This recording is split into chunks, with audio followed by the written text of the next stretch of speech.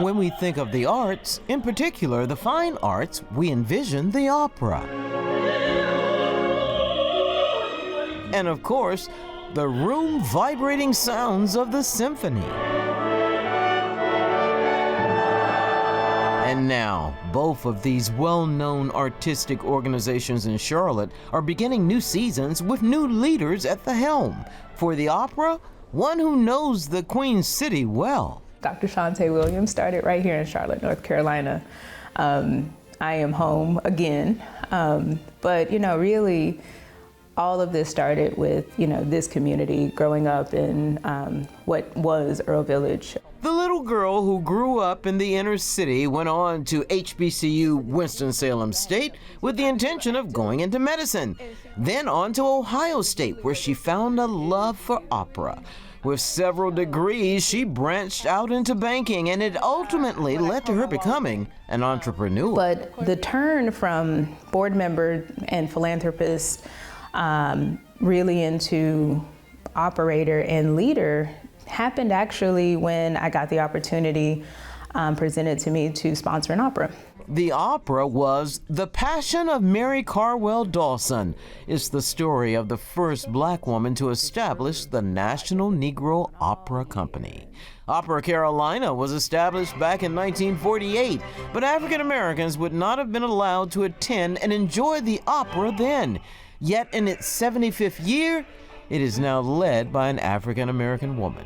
For Williams, the key is to change public perceptions about the opera. I'm going to rid everybody from saying opera's not for us. And I don't care who the us is, whether that's people of color, whether that's women, whether that's, people of a specific socioeconomic status. I named my inaugural year here Opera per Tutti, which means opera for all in Italian.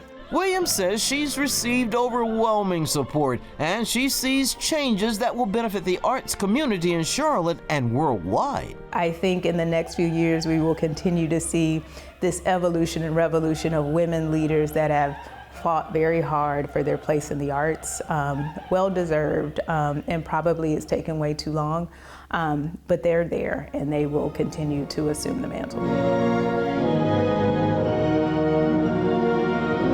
Meanwhile, Charlotte Symphony may have found its muse in newly named musical conductor Kwame Ryan. Started conducting the orchestra and immediately thought, that's a beautiful sound. And then I realized that we had a very strong musical connection. By the age of 6, the boy from Trinidad knew what he wanted to do after seeing the movie Star Wars and hearing the musical score by John Williams.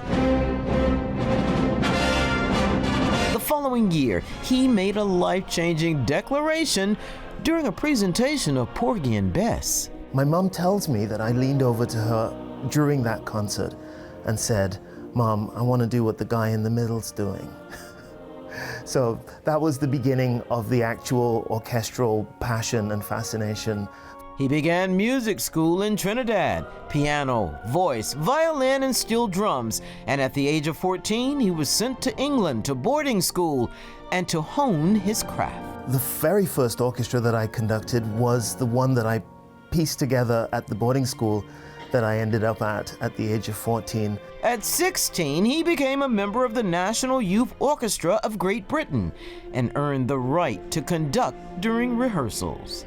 His first 2 musical directorships were in Germany and France. Here in Charlotte, the symphony organization was looking for a good fit. He has a deeply curious mind. I think he's always looking for ways to connect people and ideas together and basically create experiences that we can share as a community. For Kwame Ryan, Charlotte offered a lot of what he was looking for in an artistic home. Its education programs, its commitment to diversity and equity and inclusion. I feel like I could have written the mission statement of the CSO.